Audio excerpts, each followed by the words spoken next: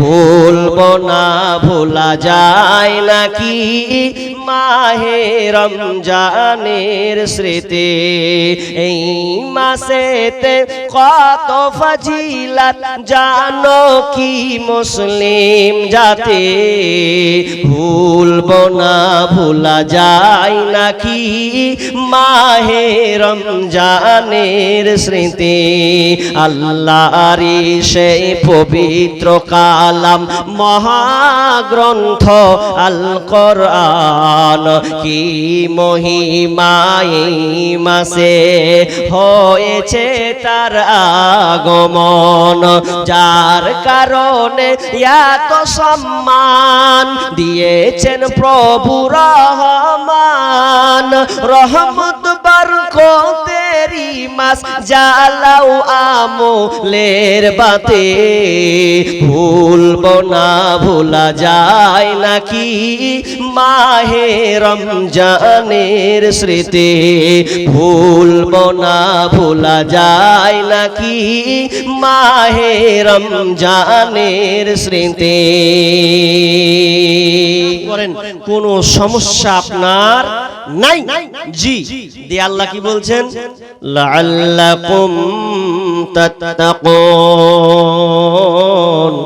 আল্লাহ বলছেন আমি মুত্তাকি বানাবো রে। এই জন্য আমি এ রোজার নামের পেটেন রোজা তোমাকে দিলাম। ওরে ইমানদারেরা তোমরা মুত্তাকি বানবে, আল্লাহ ভীরু বানবে। আল্লাহ ভীরু কাকে বলা হয়? মুত্তাকি তাকওয়াবান কাকে বলা হয়?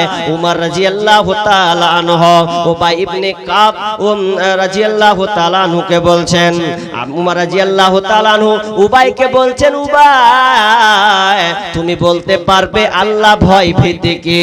আল্লাহ ভীরু কাকে বলা হয়? তাকওয়া রাস্তা, দুই দিকে বেড়া দেওয়া আছে আর মধ্যখানে একটা এল দেওয়া আছে। মিহি একটা সংকীর্ণ রাস্তা, দুই দিকে জমির মালিক বেড়া দিয়েছে, কাঁটা দিয়ে ঘিরে রেখেছে। আর তুমি ওই রকম রাস্তা দিয়ে কি জীবনে কোনোদিন চলে গেছো?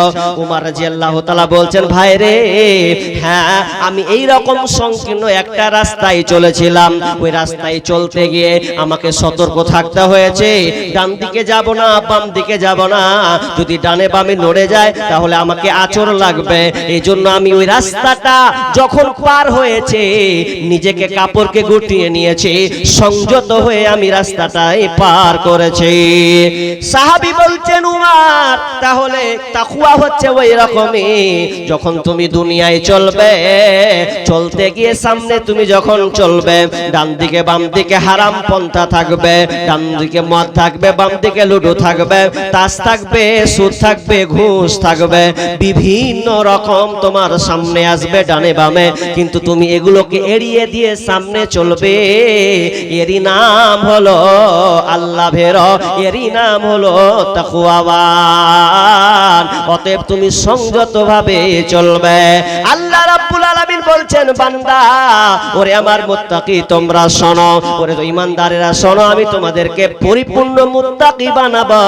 এই জন্য আমি আল্লাহ রমজান মাসে রোজাকে দিয়েছি। পরিপূর্ণ মুত্তাকি কেমন হয় জি? একটা উদাহরণ দিই আপনাকে, দুইটা দেখি। আপনি চাষি মানুষ, মাঠে চাষ করতে গেছেন, গরমের সময় সহ্য করতে পারলেন না, দুপুরে বেলায় সহ্য হয় না, তা বাড়ি চলেছেন, রোজা ছেড়ে দেবো মনে হচ্ছে। বিবিকে বলছেন, বিবি রে লে আয় দুদল পানি লে আয়, হার মাথায় ঢাল। হার পানি না যান, ঢাল মাথায় ঢাল। এখন মাথায় পানি ঢালছে বিবি, আপনার মাথায় পানি ঢালছে, মাথায় পানি ঢালছে, পানি গড়গড় করে যেন মাথা থেকে শরীরে পড়ছে। নাক দিয়ে, কপাল থেকে, নাক থেকে মুখের সামনে দিয়ে খাওয়া পানিটা নিচে গড়ছে। অথচ আপনি বলেন তো, আপনি ওলে গোসল করেছেন, আমরাও গোসল করেছি। যখন মাথায় পানি ঢালা হয় তখন মুখের সামনে দিয়ে পানি আসে।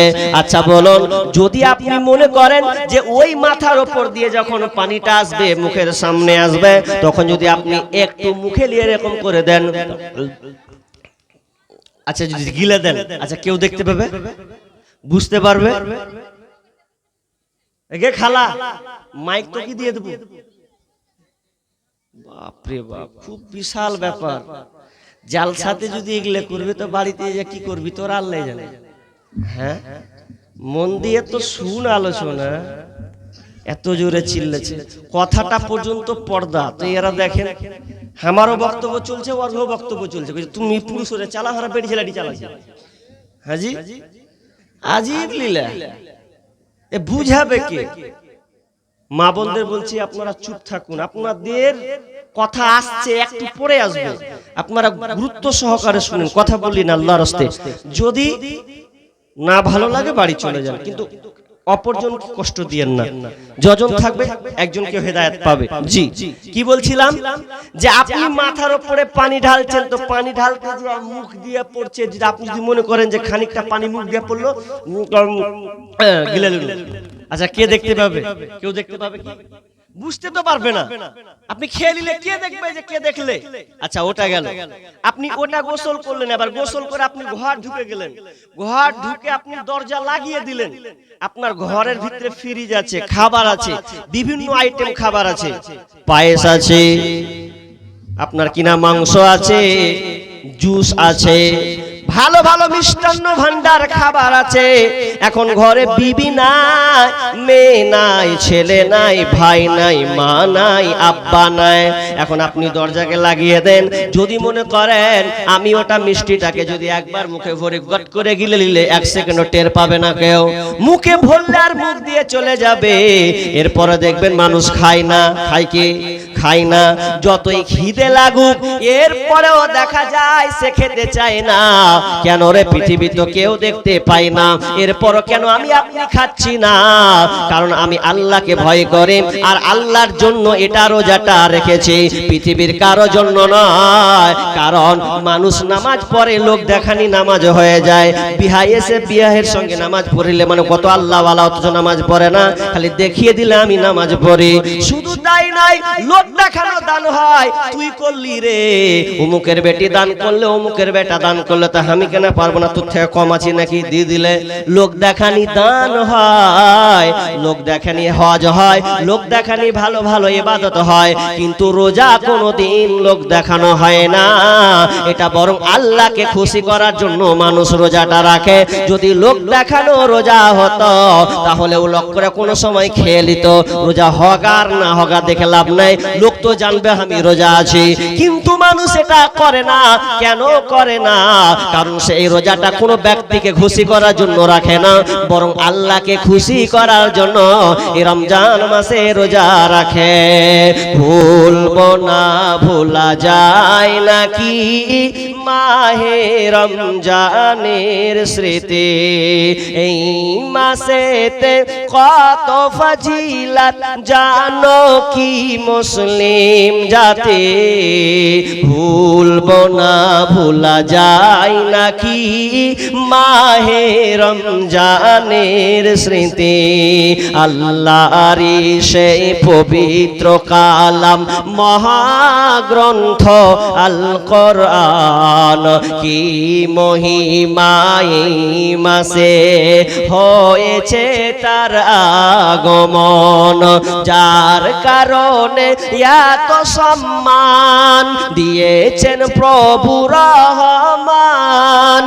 রহমত বরকতেরি মাস, জ্বালাও আমলের বাতে। ভুলবো না, ভোলা যায় নাকি মাহে রমজানের স্মৃতি? ভুলবো না, ভোলা যায় নাকি মাহে রমজানের স্মৃতি? রমজান মাসটা তাহলে কত গুরুত্বপূর্ণ। জি, এবার চলেন, এবার রোজা কে রাখবে আর কে রাখবে না, কার জন্য ছাড় আছে আর কার জন্য ছাড় নেই, এটা বলবো। এটা অনেক সময় বলতে পাই না। আল্লাহ রাব্বুল আলামিন বলছেন আইয়ামাম মা'দুদাত, নির্দিষ্ট কয়েকটা দিন অর্থাৎ 1 মাসের রোজা তোমাদের জন্য দিয়েছে, নির্দিষ্ট কয়েকটা দিন। ফামান কানা মিনকুম মারিদান আও আলা সাফারিন, এই তোমরা শোনো, অতএব তোমরা শোনো, তোমাদের মধ্যে যারা অসুস্থ হবে কিংবা সফরে থাকবে, তুমি অসুস্থ হয়ে গেছো রমজান মাসে, এজন্য তুমি রোজা রাখতে পারছো না। ভালো করে কান লাগান আয়াতটার দিকে। আল্লাহ সুবহানাহু ওয়া তাআলা বলছেন, ফামান কানা মিনকুম মারিদুন আও আলা সাফারিন, তোমাদের মধ্যে যারা অসুস্থ হবে কিংবা সফরের হালাতে থাকবে, আপনি এখান থেকে গেলে বোতল বাড়ি থেকে নিয়ে আপনি যাবেন কোথা, বহরমপুর, কোথা যাবেন, মালদা যাবেন, সফর আপনার। আপনি সফরে যদি আপনি রোজা না রাখেন আপনার কোনো সমস্যা নাই, আপনাকে আল্লাহ ছাড় করে দিয়েছেন।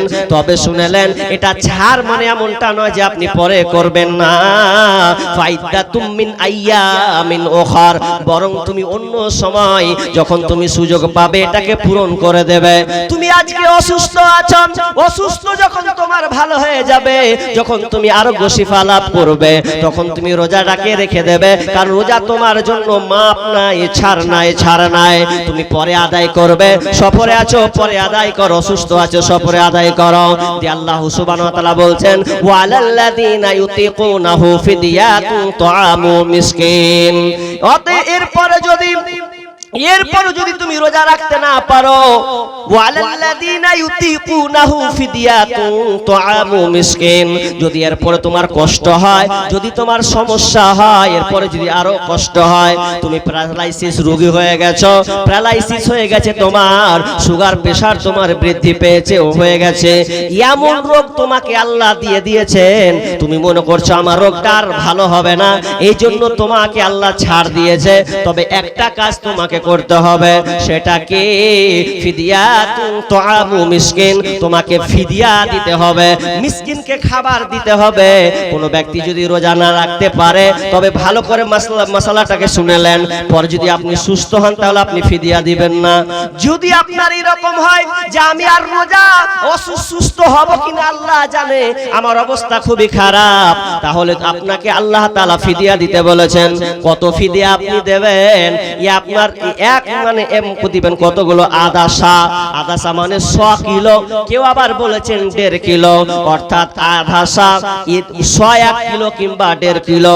100 কিলো যদি হয় তো প্রায় 30টা রোজার 38 কিলো চাউল, এবং যদি এক মাস যদি 1.5 কিলো করে ধরা হয় তাহলে প্রায় 48 কিলো চাল, 45 কিলো চাল আপনাকে দিয়ে দিতে হবে।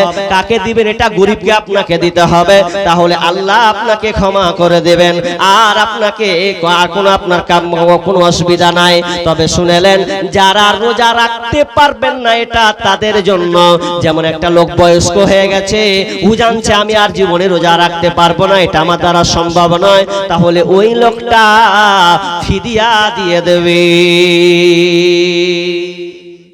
ফিদিয়া দিয়ে দিতে হবে।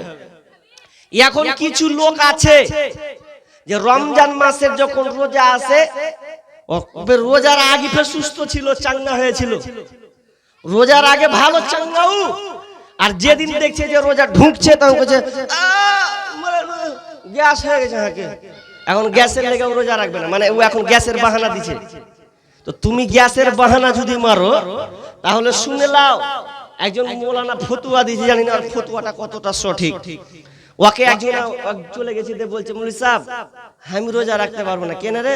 বলছে আর গ্যাসের প্রবলেম, থাকতে পারবো না।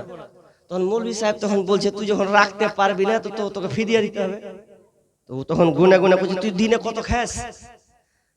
দিনে 150 টাকা চলে যায়। তাহলে দিনে যদি তুই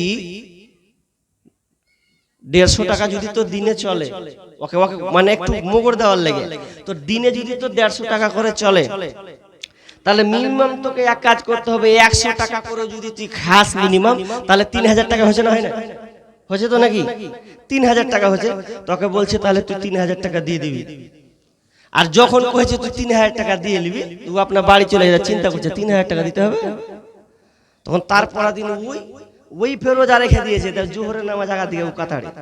তখন কইছে হ্যাঁ তুই ফের জোহরের কাতারে, মানে কইছে রোজা রেখে দিয়েছি, রোজা কেউ ছাড়ে, যাই হবে মরি তো বাঁচি, রোজা রাখবো। এখন পয়সার কথা শুনেছে তো আর পিছলি চমকে গেছে যে পয়সা দিতে হবে, মানে ছাড় হবে কিনা ও অপশন খুঁজে বেড়াচ্ছিল, ছাড় নাই।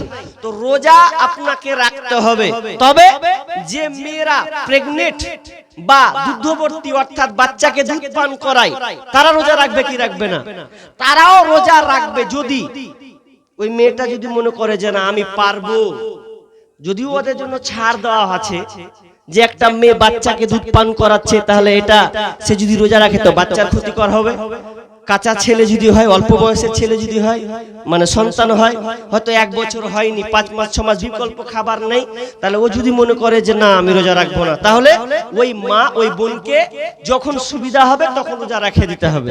জি, প্রেগনেন্ট হলেও একই, পরে সে যখন ভালো হবে তখন ওই রোজাটা পালন করবে। ওদের জন্য ফিদিয়া নয়, ওরা ফিদিয়া দিবে না। মশলাটা বুঝতে পারলেন তো? জি, তাহলে রোজা কে রাখবে কে রাখবে না এটা আমরা বুঝতে পারলাম। যারা বাল্য ছোট তাদের উপরে ফরজ নাই। একেবারে যারা বৃদ্ধ হয়ে গেছে, ওর জ্ঞান সেরকম নেই, ছোট ছেলের মতন বাচ্চা ছেলের